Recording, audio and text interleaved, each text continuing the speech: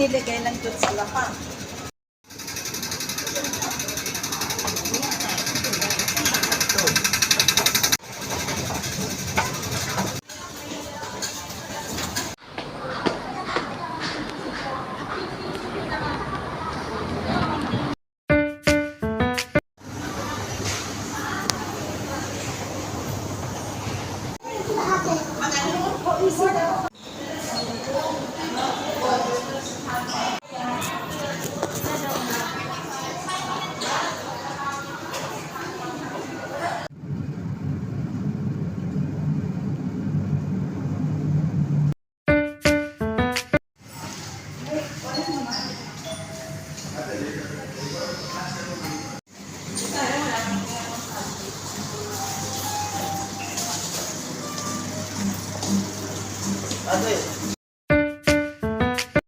Agan natin today ang Butang Tulpag Ceremony.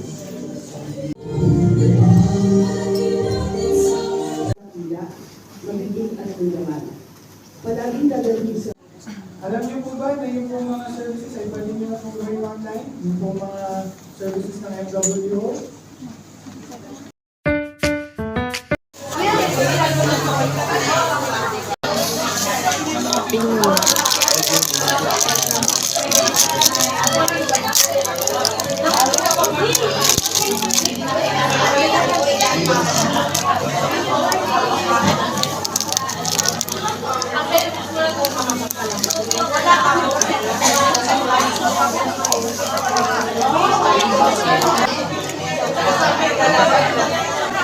So, di ba kung makain sa taxi?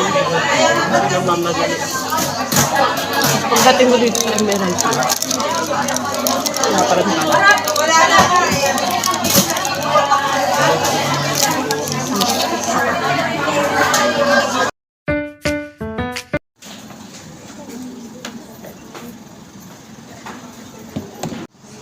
Values Orientation Workshop. 84. Ilang taon na yun? Of my life to the best that is possible. Unang hiningi ko ay sa Rwanda. Alam niyo yung 1990, Rwanda genocide? Hindi pa rin kayo pinanganak. 1990, wala pa. Rwanda genocide. Kahit hindi na ako babalik sa parents ko at sa Pilipinas. But I said yes to God. Ang gusto pala ng Diyos, ang aking wholehearted yes only.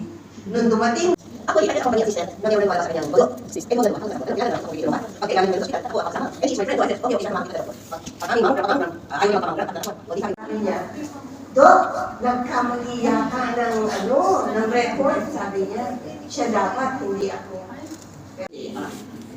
O, di ba? I-fulfill niya yung inner desire. Somebody to replace our sister who is retiring, who got sick, na directress of the Diocesan Pastoral Center.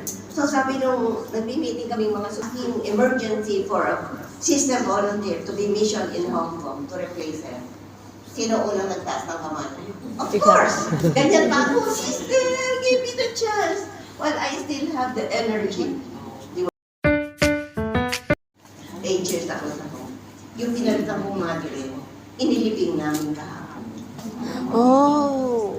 Yung matanda malaking question, sino ako? Sana ay maging, pero hindi madali. Hindi madali, kasi biktima tayo ng mga nakaraan pag-uusapan natin.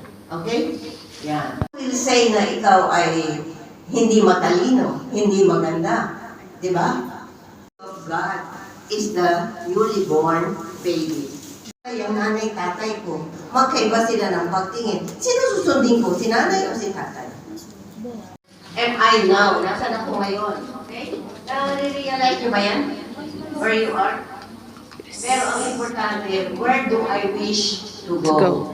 From here. Hindi ko naman ang kanyang permission na isi-share ko ito sa inyo.